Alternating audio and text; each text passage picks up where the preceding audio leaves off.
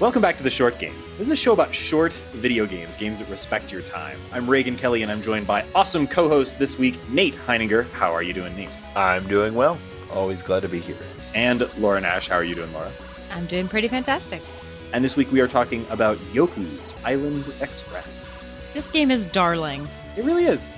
I am so glad I finally got a pinball game that I could force my co-hosts to play on this show. This has been an issue in the past.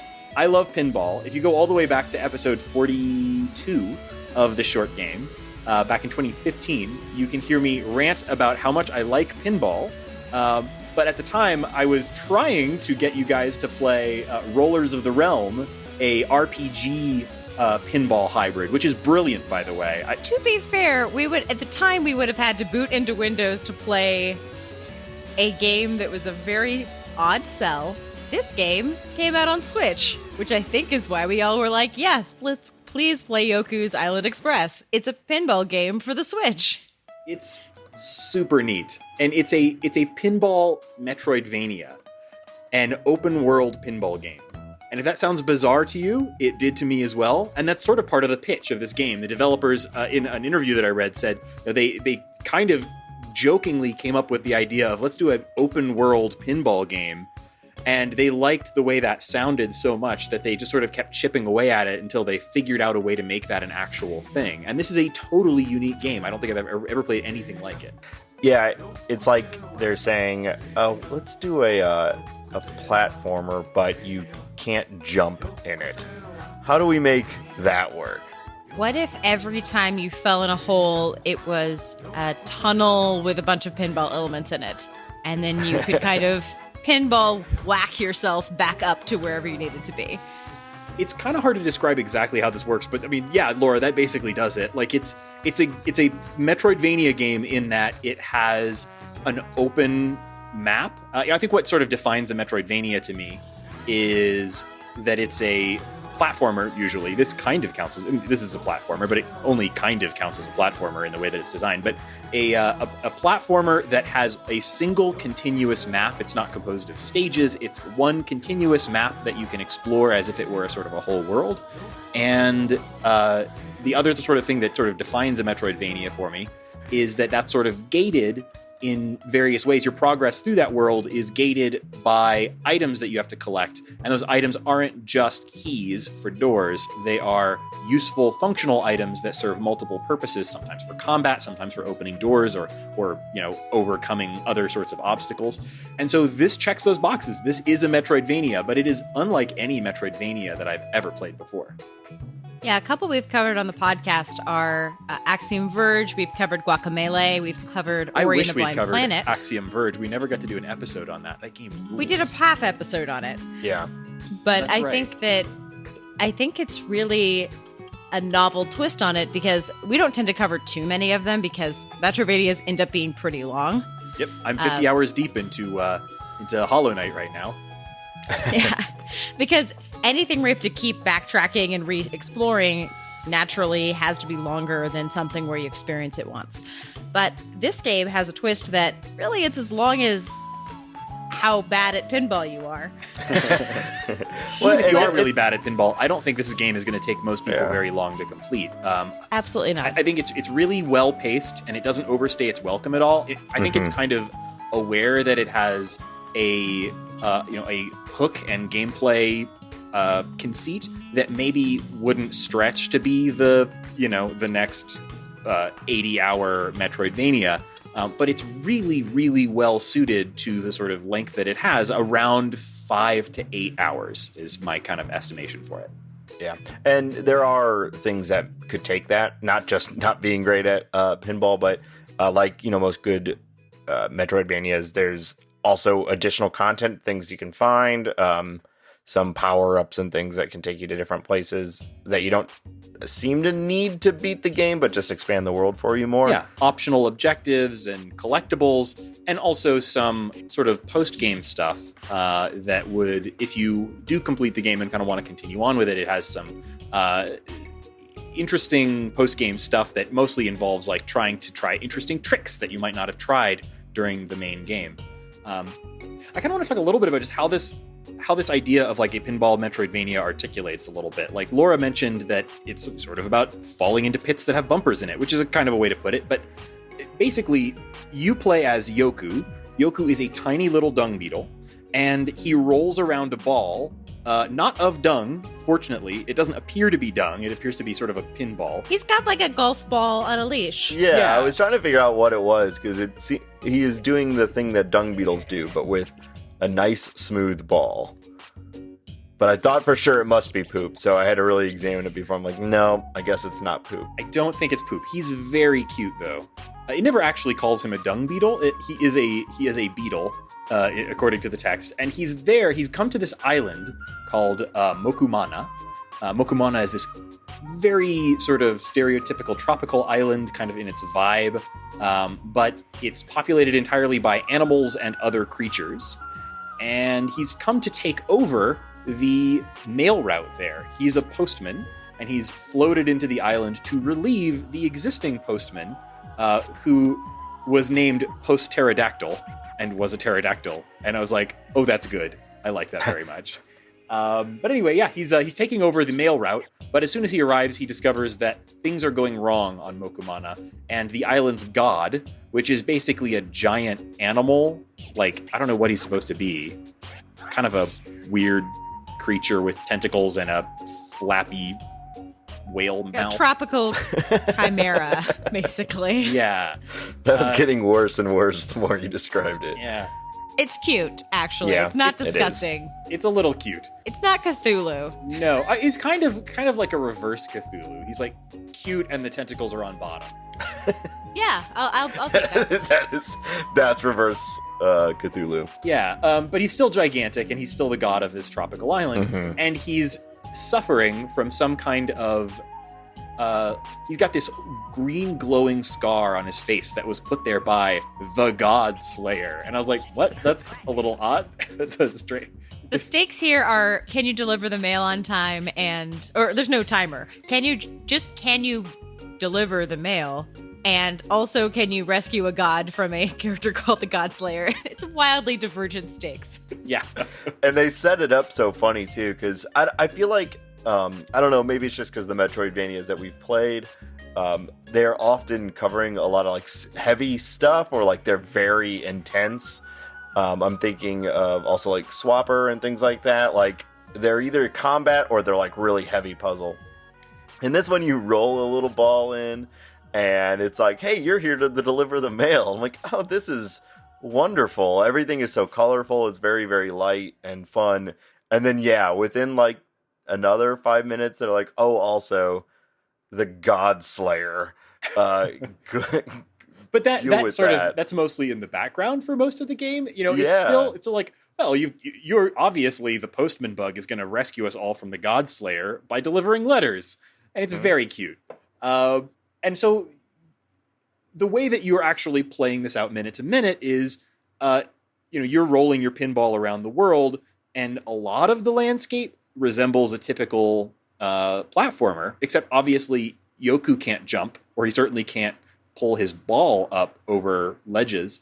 So the landscape is littered with pinball bumpers, and they're all either blue or orange.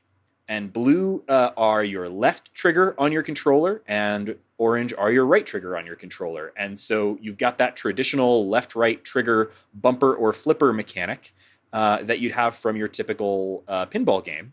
But here, rather than just being at the bottom of your table, they are littering the landscape, and you can flip them anytime Yoku rolls over them. And you control him with the stick, and then you can flip him into the air or up and down using the bumpers. Yeah, and there might be several on screen at the same time, either blue or orange, or some of them are both colors, and any button will press it. Which is fun sometimes, just to hit all the buttons at the same time and see all the flippers go at the same time. Be like, I don't know how to manage what's in front of me, but I'll figure it out slowly. Yep. One of the things I found most charming is, unlike, say, Golf Story, which we just played, this is not a game where people are constantly making pinball jokes or talking about how crazy it is that the world just happens to be a pinball machine. This island just takes it as a given that it's covered in, they don't even call them bumpers, but jump points. They don't even They don't Just give how them a you get name as around. far they as don't I can even name remember. them. I don't Yeah, think it's just how you it's get as if around. nobody can see them except you, the godlike pinball bumper guy who's helping Yoku out. No one else is a tiny little dung beetle that can only very slowly roll a ball across a flat surface and can't jump. So in terms of like the pinball mechanics, you've got like you can roll the ball left and right, which in a sense kind of feels like when you're playing the more pinball like stages in the game, that kind of feels like your tilt on a pinball machine or on a pinball video game. You usually have a tilt that sort of simulates slightly tilting the machine one way or the other. You can do that, but in this case, it's Yoku pushing on the ball. Obviously, you've got the bumpers. And then Yoku has one other kind of verb in the game, which I thought was super charming, which is that he's supposed to have a postal horn, but he doesn't for some reason. And early in the game, you get equipped with a party noisemaker, the kind that you blow into. Yeah, and I a was little going to try to paper do it too, but thing I rolls realized I out. cannot make that noise.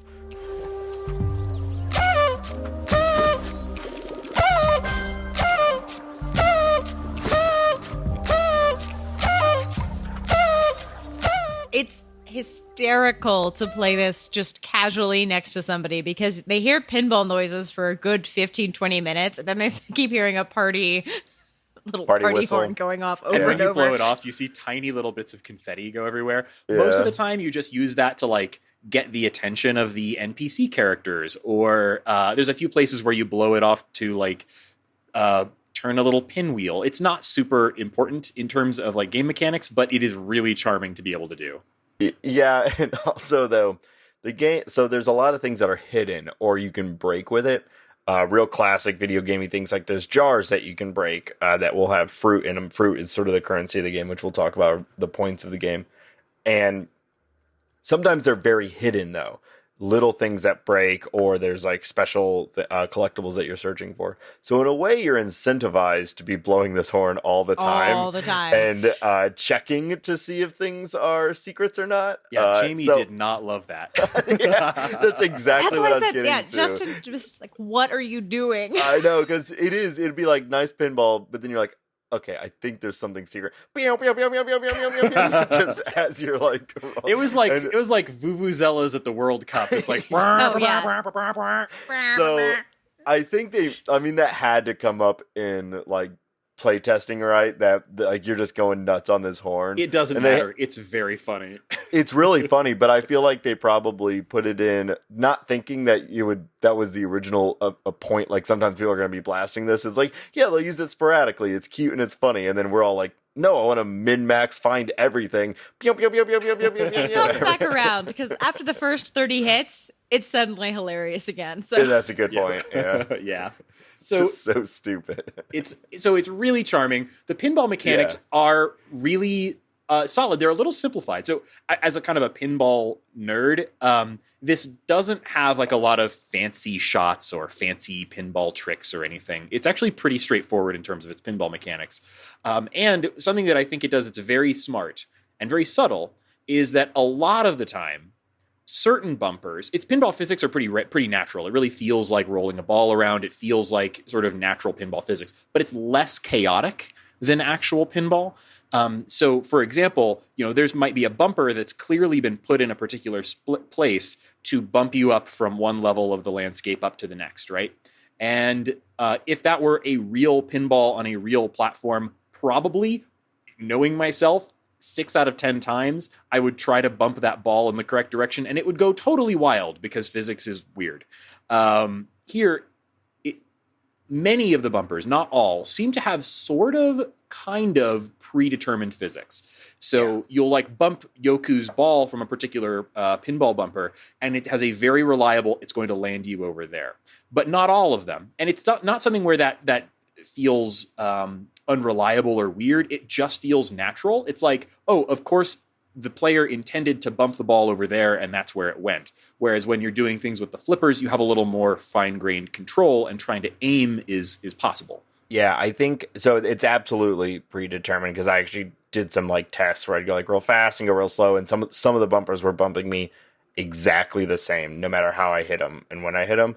But I think there's a distinction. As far as I can tell, there's any of the bumpers that are like cylindrical, rounded on both sides, that's what they're going to do. They're going to hit you basically the same way every time you hit it. As opposed to the flippers. Then there's flippers that, like the paddles that you're used to from pinball. Those are the ones that react like normal pinball. You know, if you hit it right at the end, it's going to go like almost horizontally right and up from there. So you're right. It does make it makes traversing the map pretty seamless. Like in a game where you would think like, oh my God, I have to flip myself everywhere I'm going. That's not really true. Yeah, it sounds like that'd be like terribly frustrating because, I mean, I know in a pinball table, I have a really hard time putting the ball in a specific place that I want it. And in a platformer, I want to be able to put that character exactly where I want to put that character. Yeah. And you can still do that here. It's well thought out in that way. It's a really lovely way to control the pace as well, because a lot of the little bumpers that are predetermined are when you're trying to traverse the landscape, go up levels, kind of move between sections. And a lot of the pure pinball machine pieces are literally you enter a tunnel or you fall down a pit, you kind of opt in, and then you're in a contained pinball world where you are trying to, release different gates. Something I really appreciate is that on physical pinball machines, I won't see 99% of a fantastic board. Like, I love the Addams Family game, for example. I've played it, sunk probably $50 worth of quarters into that machine. I have seen its hand move once.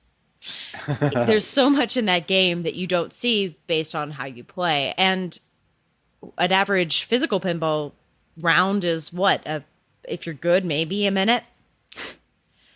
Yeah, I don't think I've ever managed to play for more than a minute in real but life. This game is so forgiving, not in a bad way. So you were talking about getting into the like the predetermined things, like the pinball machinery.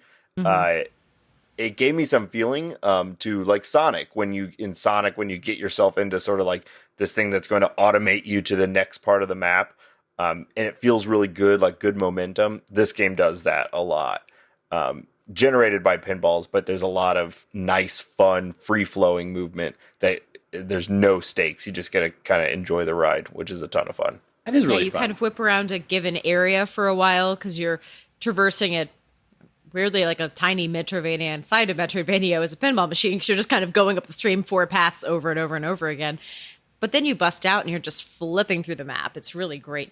Yeah. movement. So that's totally a great point. Like sometimes you have these self-contained areas that for example, there's an area where you have to kind of climb a tall tower, and that tower is made up of what are essentially little pinball tables. And there are little locked gates between the pinball tables. So in order to get from layer 1 to layer 2 to layer 3, each of which is kind of its own self-contained pinball layout, you have to complete some objectives. And most of the time what that plays out as is hit this one thing and it will spew some little gems all over the pinball table. Then you have to hit each one of those. Maybe do that a couple of times and you'll unlock the door, which gives you a kind of a shortcut from where you started that pinball table up into the next pinball table. So you're constantly unlocking little shortcuts in between these areas that are kind of little locked down pinball tables. But once you've sort of completed whatever the objective for that pinball table is, then usually it unlocks in such a way that you can then mostly bypass that pinball table if you need to traverse that area again later. I was really concerned when I first heard the idea of pinball-metroidvania that like a big part of a Metroidvania is you have to go from place to place on the map, sometimes back and forth, sometimes several times. And that would be really frustrating if you had to play the same pinball tables again and again and again to get from point A to point B. And you do have to do that somewhat, but it's not nearly as frustrating as it seemed initially, or like I thought worried it might be. Yeah, the door out, like the shot you have to make to get out of the pinball table is usually one of the easiest shots of the table. So like the hard part is doing all the unlocking, but once it's unlocked, as long as you can hit a pretty easy shot, then you'll get out. And if you miss, they even usually have it where if you miss, it's going to wrap you back around real fast and give you another shot. So you can like just keep shooting until you get out. Because they're very well planned little mini tables. Yeah. Something about all of that I really, the thing that makes this game work, and I'm going to compare it a little bit to Rollers of the Realm, which is this is the only 2 games in all of existence that I think have ever gotten this idea correct or right. It is that pinball is a universally fun thing to do, right? Like, I think almost anybody in the world, if you put them in front of a pinball table, they may not understand or care about the score, but there is something just fun about hitting the ball around with the little bumpers and buttons. It's just a fun physical thing to do. It's endlessly fun. But the reason that people don't play pinball constantly, the reason that pinball is kind of a niche thing, is that to enjoy pinball on anything other than just that, like, oh, hey, that was physically fun for a minute and now I'm done kind of level, any game has to have goals, and it has to communicate those goals to you, and it has to give you some kind of idea about, okay, what do I do next in order to make progress towards my goal? Pinball is garbage at that. Pinball has, and that's mostly just because pinball came from a time before you could put a tutorial in, and before you could change the board constantly. It had to be a fixed set of widgets and stuff.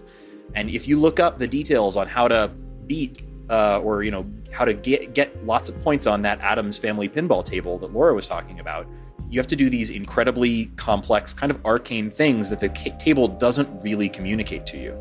And this game takes the fun physicality of pinball and puts it into a setting where you always know what your goal is. I want to go from here to there.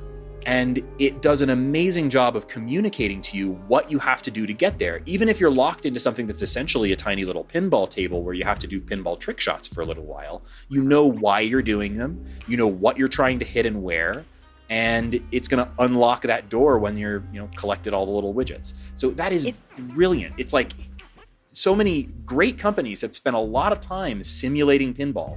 Even pinball platformers, things like the Kirby pinball games and stuff, they focus so hard on simulating pinball that they forget that, like, a video game can communicate goals to you that a pinball table can't. This game does a brilliant job there.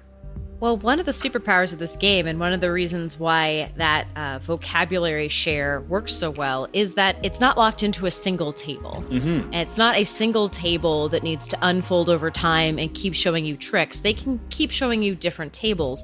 So they can teach little pieces of the vocabulary over time. So later on in the game, 4 hours in, you're actually playing a fairly complex table with a lot of different lights, a lot of different things, the traditional switches you have to hit. You might have to collect 5 purple things to unlock a barrier, but you've been taught very slowly over time on smaller mini tables what those are. So by the time you get into a boss fight or an end level situation, you're not questioning, oh, what is this little thing turning when I hit a flipper?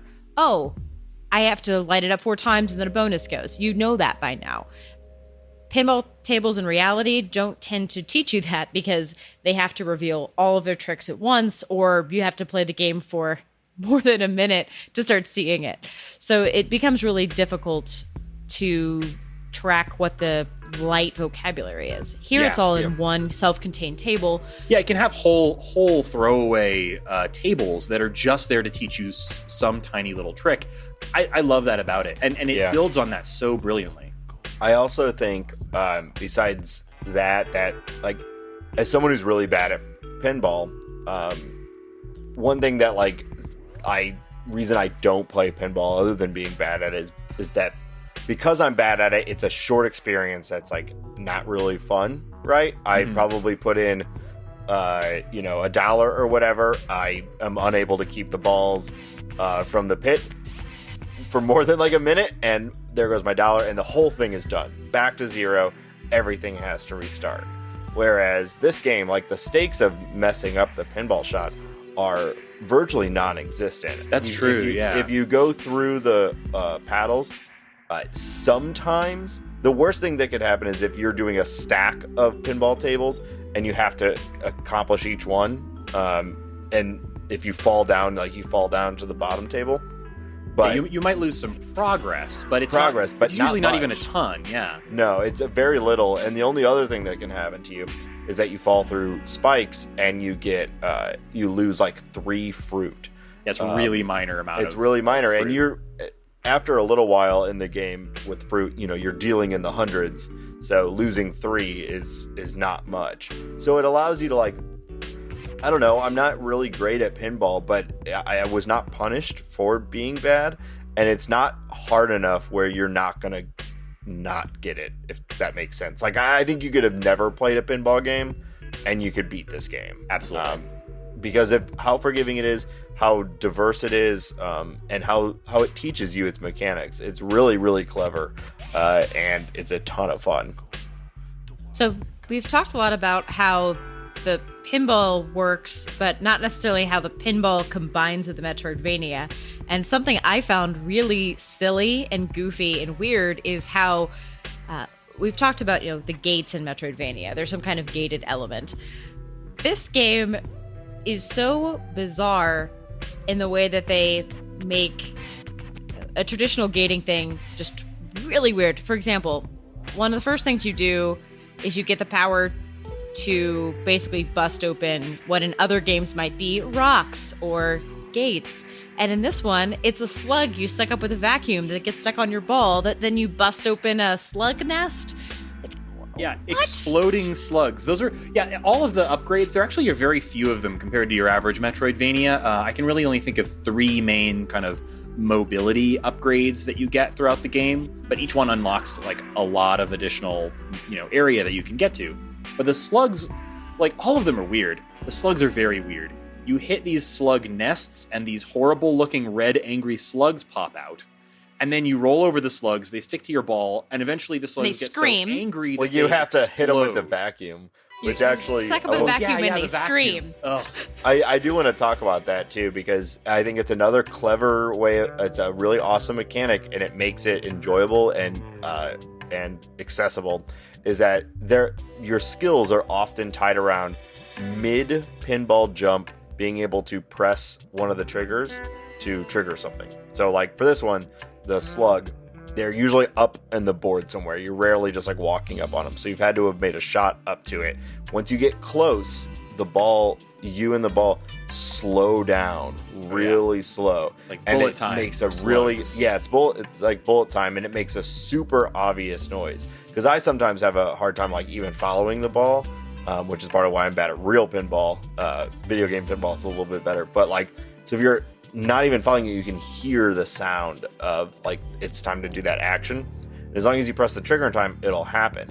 And every one of these things, it's almost like a quick time event almost, except for you're preparing it. I don't think that's the right word for it, but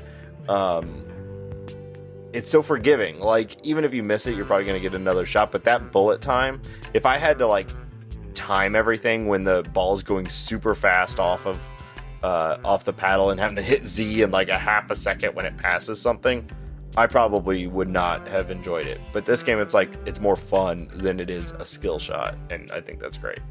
It's a super fun little mechanic too, because there's kind of a timer on the slugs, and usually you need the slugs in order to bust down a barrier. So you just need to sort of like get the slug onto your ball, and then before the slug explodes of its own accord, you need to hit into one of these explodable barriers to unlock something. But you can also just use them for fun little mobility mechanic stuff that's like often for secrets. So the slug is attached to one side of your ball. You can roll your ball into a position where the slug is kind of aiming you in the direction you want to go, so that when the slug timer finally goes off and it explodes, it launches your ball. It's kind of a way to set up like jumps that the game doesn't have bumpers for. And I really enjoyed doing that because occasionally there'd be like secrets in places that you can see but can't actually get to as part of the regular pinball bumper setup. And you could collect a slug, then roll to a different screen, and if your slug was still on you, you could use it to jump and get something that you couldn't get otherwise. Yeah, some of the more challenging shots in the game are that, actually, because they'll put it, like the timer, they'll put the secret right at the distance of so you have to like get the slug, get it, and get over to the thing, and then position it just right. And it's really those tables that use the slugs, which is most of them, but like the ones where you have to time it later is the only time in this game that I felt like stress about the thing that I was doing. Everything else is like just free-flowing and fun, but when there's that little slug there and it's clicking down and you know you got to get over and aim just right, it's a little bit of like a classic platformer feel of like, ah! And then either you nail it or you don't. There's a couple other like really fun mobility upgrades that you get. I think the next one that comes along is the beeline, and I loved the beeline. It's the fast travel system of the game, and it's a really clever twist on a fast travel system. rather than just going from point A to point B instantaneously, you get kind of launched from point A to point B. It really reminded me of like the barrels in Donkey Kong Country, where you kind of totally shoot from one to the next to the next to the next. But in this case, it's not totally automatic. You control, you jump into one barrel and then you shoot to the next, or you aim and shoot to the next, or you aim and shoot to the next. But at any of those points, you can drop out of the barrel, which lets you kind of get to places that are in between those fast travel points really quickly as well, and opens up areas that might be annoying to get to otherwise. Yeah, and that also makes me think of something that's really cool about this game is that, it's not the only Metroidvania to do this, but the entire game is one screen with no like loading or anything in between any part of it. And so this beeline can fling you all the way across top to bottom from the entire map, or there may be times where you like fall off something and just roll because you also are a ball, and you fall from like one big part of the map that you are working on now down to something from like an hour ago when you were playing. And you have to like make your way back up, but because of all that stuff we were talking about before about unlocking, it's not too difficult to get back to where you are. The map can feel huge, but you can traverse it pretty fast. But with the beeline, I definitely recommend unlocking as many of those as possible. Yeah, and it's literally called the beeline because they're little beehives that you're jumping between, and they all make this little buzzing sound, and it has special music for while you're on the beeline. It's very fun. Yeah. I loved the beeline. Did you guys find the like mother bee or queen bee? Yeah, and I had did. to deliver a package to her, but I can't find a bee suit in order to do it. I think you have to get a... it's one of the there's cosmetic upgrades you can get for your ball. Yeah, the bling one, the gold one. I don't know which one it is that will fool the bee Yeah. into thinking you're a bee. Maybe it's. I didn't try. Definitely I haven't thought gotten about yet it, but I didn't. That's try some it. post-game stuff that I'm going to go back for later. I think that the beeline is one of my favorite things in the entire game. I especially love when occasionally it shoots you and you have to bounce off the side of buildings before you land back into the beeline. Like, it just decided you were going to just bounce off the side of a building because they rather would not put another beeline stop there. Yeah, it's a good thing that... What happens if you're a beeline attendant that isn't a big rock that Bouncy bounces ball. off of things? There's like... You just get squashed all on the side of a building. Yeah, there's like a bunch of squashed frogs just like stuck on the side of the wall, or like ferrets or whatever. I'm trying to think what animal this game... Every choice this game makes is so like... Very cute, whimsical. Funny and whimsical, yeah. The other big upgrades that you get are the dive fish, which is basically a fish that kind of bites your butt, and like that, its flipper lets you dive underwater. There's lots of water in the game. Yeah, I mean, how else are you expected to swim? Yeah, you kind of like go into mermaid partially mode. suck your ball into its mouth, and then Yeah. you can control its tail. Mm-hmm. Yeah. That's And how swimming works. that one's pretty simple and easy to understand, but my favorite mobility upgrade in the game is the sootling on a leash. So you get this leash, and then you use that leash to grab a sootling. There's these little like kind of nuisance animals in the world of Yoku's Island. Very Ghibli. Yeah, very much so. And Oh yeah, the whole game. and there are special points on the map that are carnivorous plants. And so the mobility mechanic is you kind of jump towards or flip yourself towards one of these carnivorous plants. Then you throw your sootling into its mouth, and it gets eaten, or not eaten, but, chewed on, I guess, by this carnivorous plant. Meanwhile, you are sort of swinging around it on a little, like a lasso, or, you kind of have this, it's like a rope swing kind of mechanic. It's a silly way of presenting that, but it's also like, what I really liked about this was like, this is a great example of a mechanic that feels very pinball while not being something that could ever be accomplished in physical pinball. Like that's a great point. The slugs, they're really cool, and of course you could never accomplish that on an actual pinball table either, unless you trained exploding slugs to do that for you. But the leash mechanic, just the spinning physics of it, really felt very pinball-y to me. Even though I was like, well, but there's never been a pinball game that did this. It just felt like pinball. I don't know. I don't know how else to it's explain timing. it. Well, it's timing a thing based off of like where it is and it's on the screen and momentum, right? Mm-hmm. Only with this, you're letting go of the button to determine the path, whereas with pinball paddles, you're waiting for like the perfect thing to line up, and then you're pressing the button, right? Yeah, but you're right. It's still very timing based. It's about like, it's like when you swing a little like something around on a cord and then you let it go at just the right moment to fling it in the right direction. You're doing that with your pinball. It just feels great to do because you get these like great arcs where you can just fling that ball really far distances. I really, really like that upgrade. I really appreciate that you have something that gives you that fling, that huge traversal mechanic that is very important in a Metroidvania, but it's not like a double jump or a dash. It's not something we've seen before because it's combining with pinball for kind of a very fresh take. I mean, this is a very strange game, but it feels very natural when you're playing it. It doesn't feel shoehorned in, which I think that I'm surprised. I think it's that is the most amazing thing about this game is like it feels good. It's just it's a game that on the face of it sounds absurd, and yet as soon as you start playing it, you're like, oh, okay, I get how this works, and it just makes sense. It just feels right. And for you doubters out there is a demo of this game for free on Steam. Yeah. So we've been talking about the Switch version, but if you think there's no way this could work, try the demo out. Yeah, I mean, it's crazy because I've already said it a couple times that I have found like regular pinball to be like a stressful experience. This game is like the opposite of that. I have found this to be like on island time, man. Yeah, it's like a satisfying. It's like a satisfying, relaxing pinball, which is crazy. Even though we must remind you, you're trying to defeat the Godslayer, which I forget about quite a lot. Yeah, because it seems like incidental that there's guys. No spoilers, but the final boss battle is like very climactic.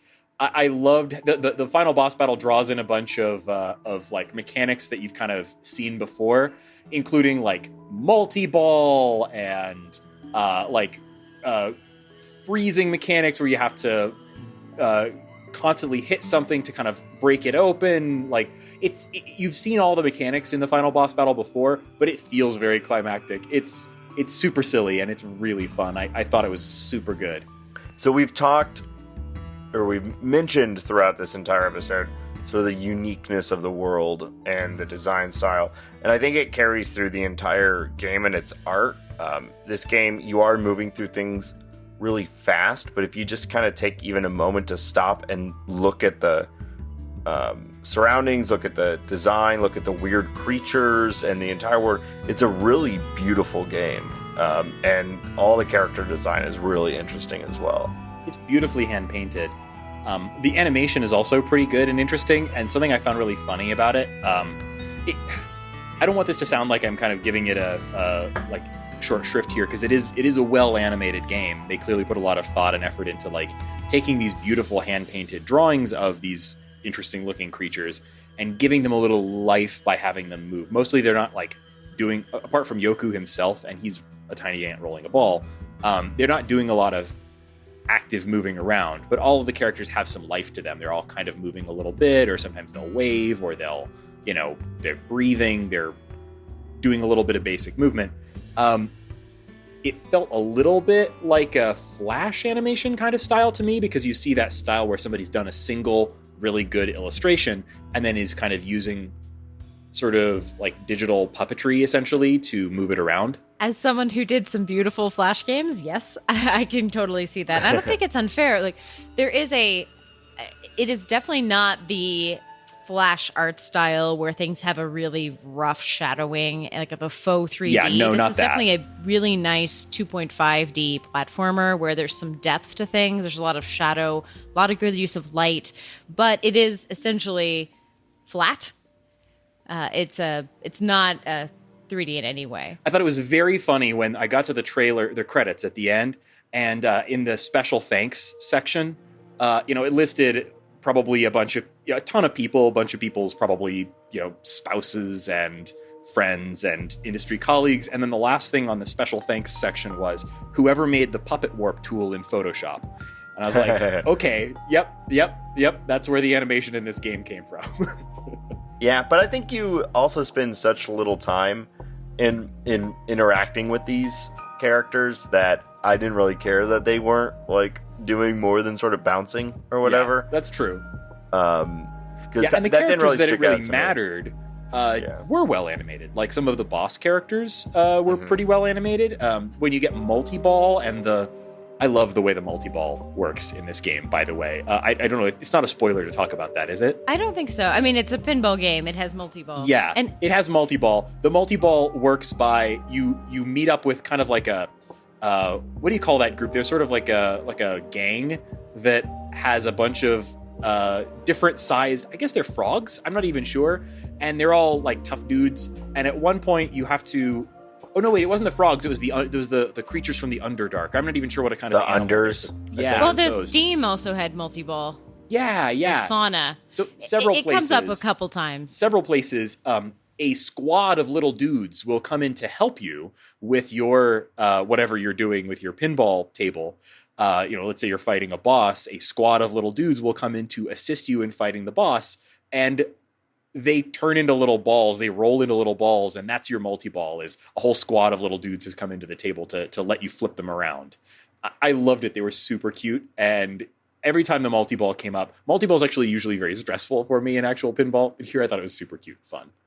Well, yeah, because there's no stakes. If they fall through, they're just going to come back around. Yeah, you don't lose those balls. Yeah, that's the thing with multi-ball. Multi-ball is like, you're trying to hang on as long as you can, like keep the 2 or 3 that you have going until as long as you can, and it's stressful. Yeah, man, my pro tip with actual multi-ball is I always try to get like 2 or 3 balls, just like tuck them in with one of the paddles and just leave them there and just play with one paddle for a while.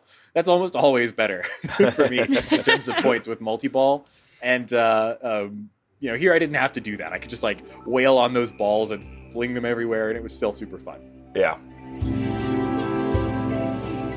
So one thing that I think really aligns with the art style is the tone, because the art style's got this kind of kid whimsy, silliness, tropical vibe, but it's not taking itself as seriously as, say, Ori and the Blind Planet. It doesn't want you to just look at the art and say, how lovely, I'm moved by this. It wants you to look at the art. It's kind of like a theme park version of an art style, where it wants you to kind of just move through and see how silly it is. And yeah, it doesn't mind being goofy, which is something that, like, a lot of video games, particularly, I mean, it's not cheap. Games that aren't made for kids rarely allow themselves to be goofy, these days, because I think, they want to appeal to the adult gamer, and they're very concerned about appearing to be kiddie or something. But this game is not worried about that. It just allows things to be goofy.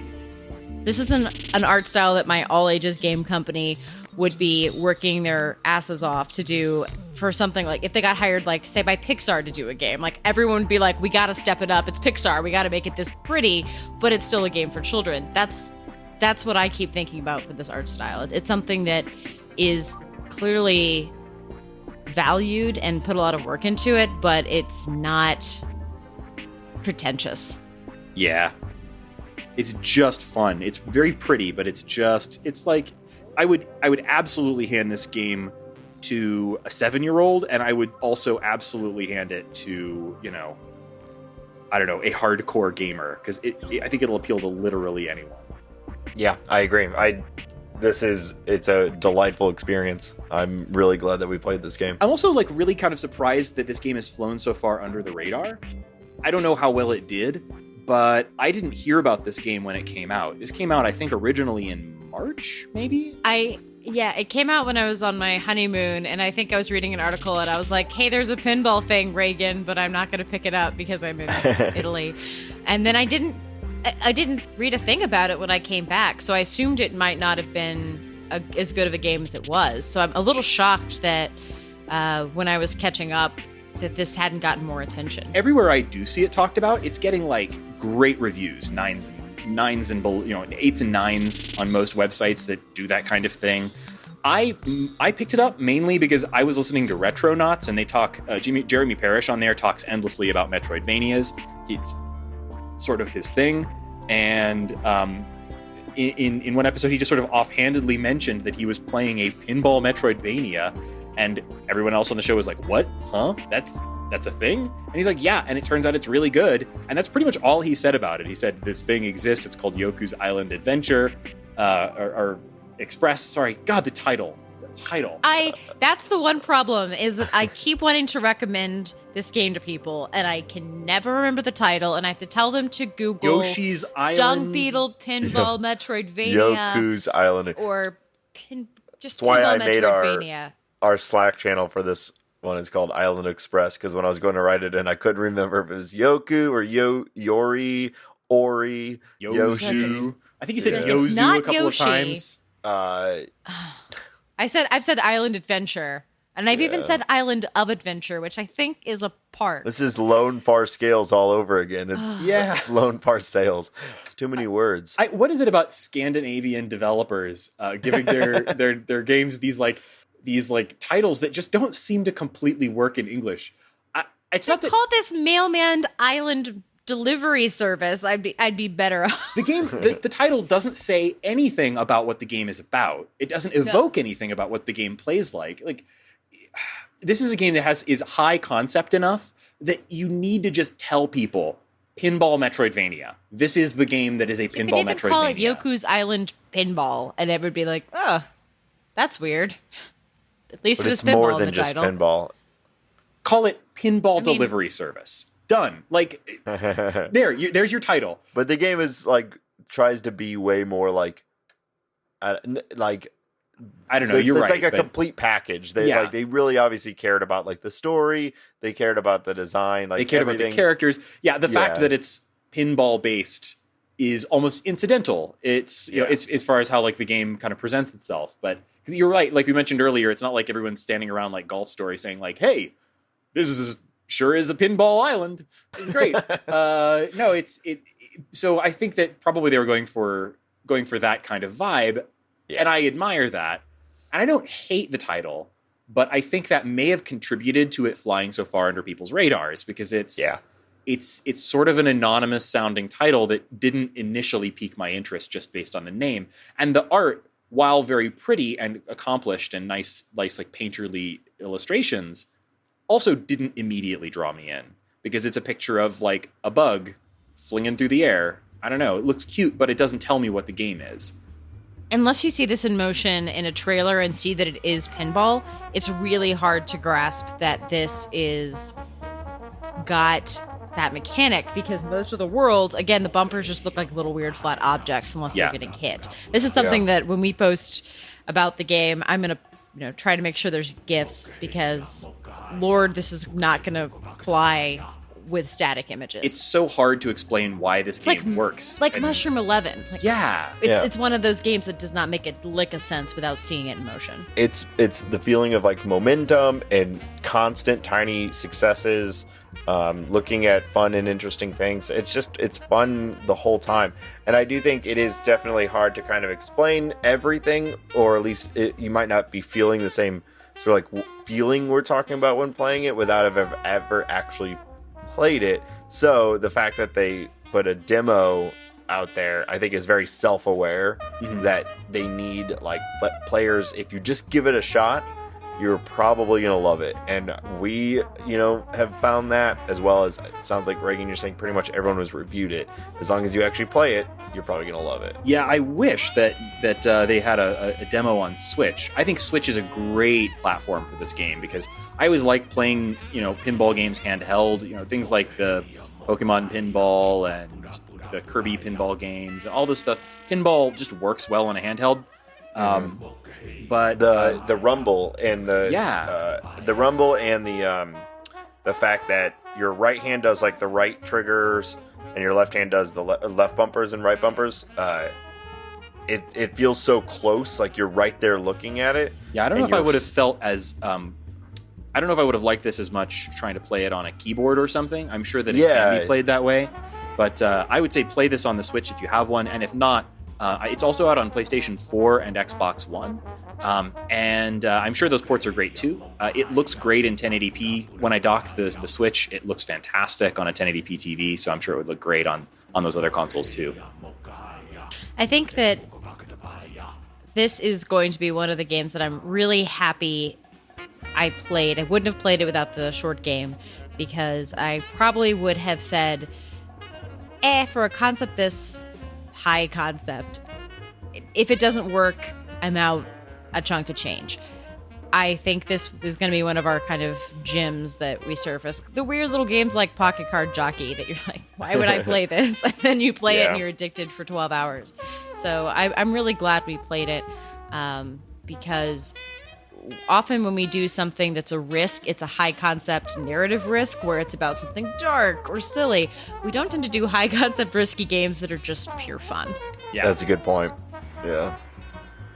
Yeah, we're not sitting here talking about like, I don't know, that the death scene where, you know, the we found out about the cancer, you know, and the agonizing choice where we had to murder somebody in their sleep. Yeah, that felt a little forced. What did the buffalo in the middle of the road mean? I don't know.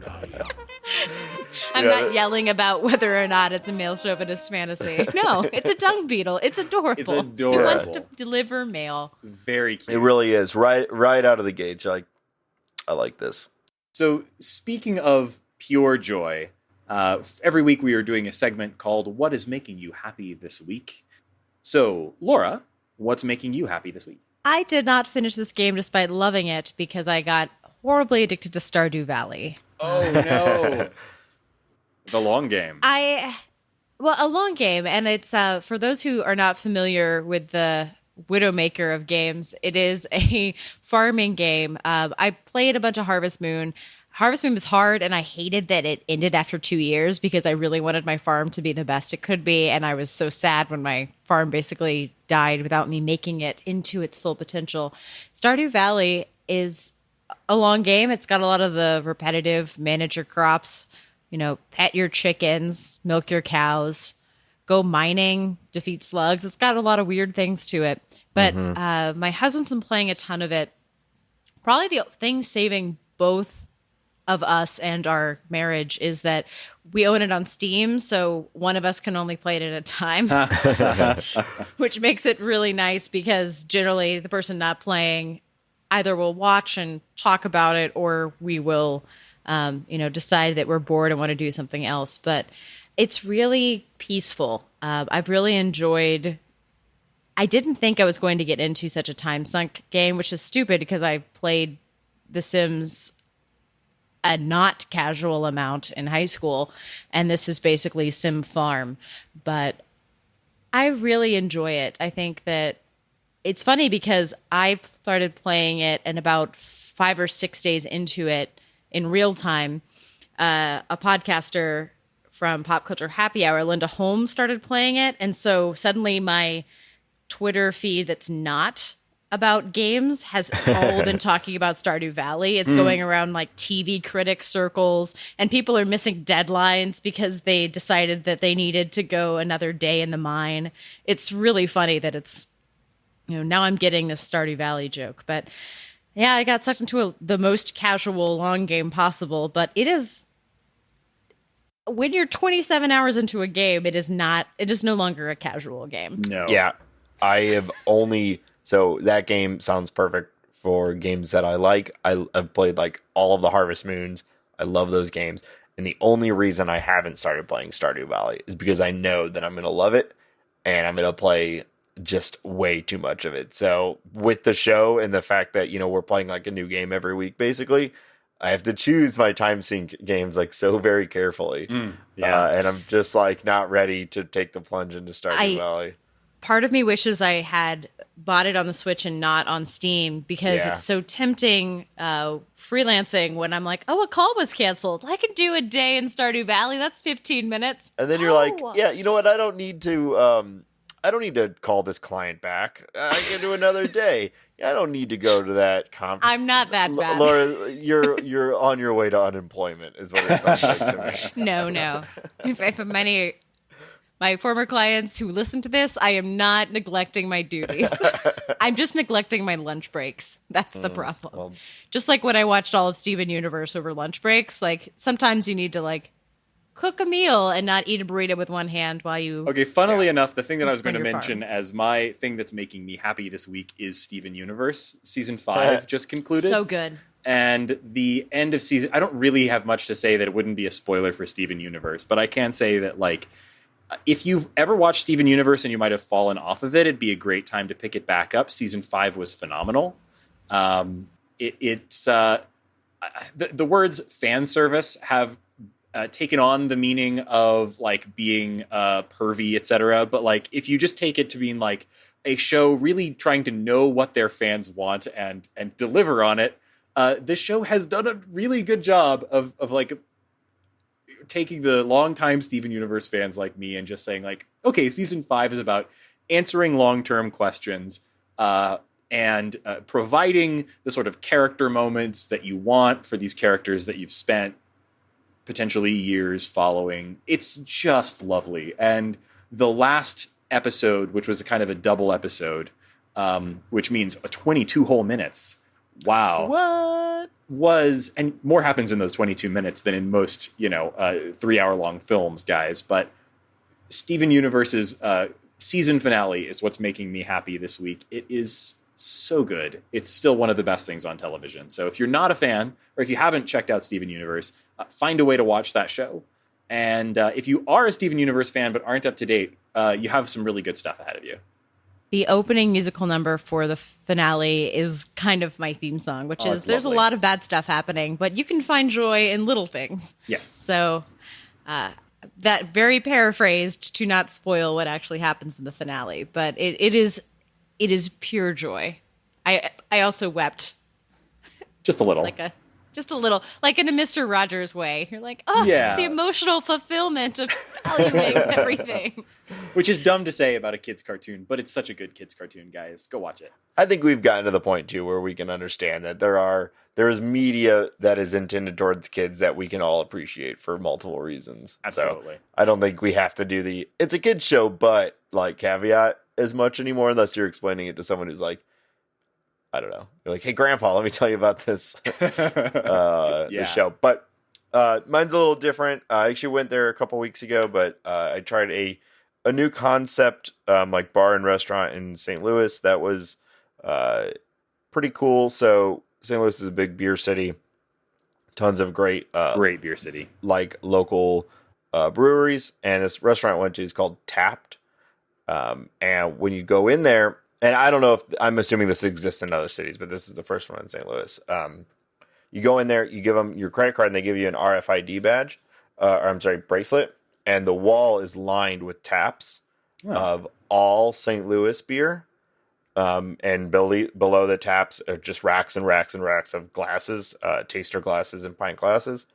And you go up, you scan your RFID, which is tied to your account, and then you can pour your own beer.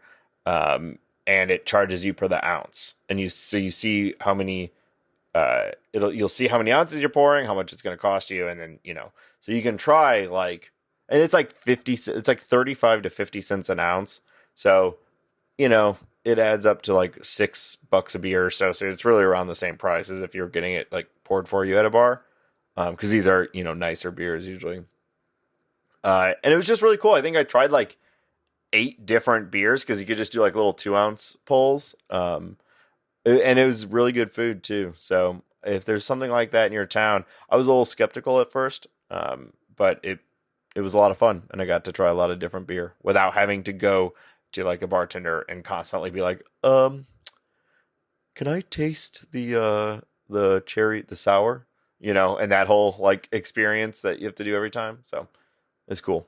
And that was making me happy. All right. And this episode of The Short Game has also made me very happy. So thank you guys for joining me on this episode of The Short Game. You can find our show on the internet at www.theshortgame.net, where you'll find all of our past episodes, a searchable show notes page, which we've recently made a little easier to search. Go check it out if you want to search for a game by title or anything like that. You'll find we have covered a lot of stuff over the last 5 years. 4.5. If you have a game that we haven't covered that you think we ought to cover, something fun that is short, you can find a contact form on the website, www.theshortgame.net, or you can email us at info@theshortgame.net, or you can find us on Twitter at _shortgame. And you can find me on Twitter at Raygan K. That's RayGanK. Nate, where can people find you? You can find me on Twitter at NateSTL. And I also just want to reiterate what Raygan has said. Some of the best games we've covered on this show have come from listener suggestions. And we write down every single one that comes in, and most suggestions at some point ultimately get played. So really, we would love to hear more from you all, because we've gotten some great stuff. Absolutely. And of course, if you have a moment, leave us a review on iTunes. We haven't had one in a little while, a couple of weeks now, and those are the best way to support the show. We don't do a Patreon, we don't do ads or anything. This is all just out of love of the podcast. And the thing that would pay us back the most if you enjoy the show is telling a friend or recommending the show. So if you have a moment, leave us a review on iTunes, tell a friend, steal your spouse or significant other or grandparents' phone and subscribe to the podcast on that. We would love that too. Maybe they'll like it. And Laura, where can people find you? You can find me on Twitter at Laura J. Nash. And thank you so much to everyone for joining us on this episode of The Short Game.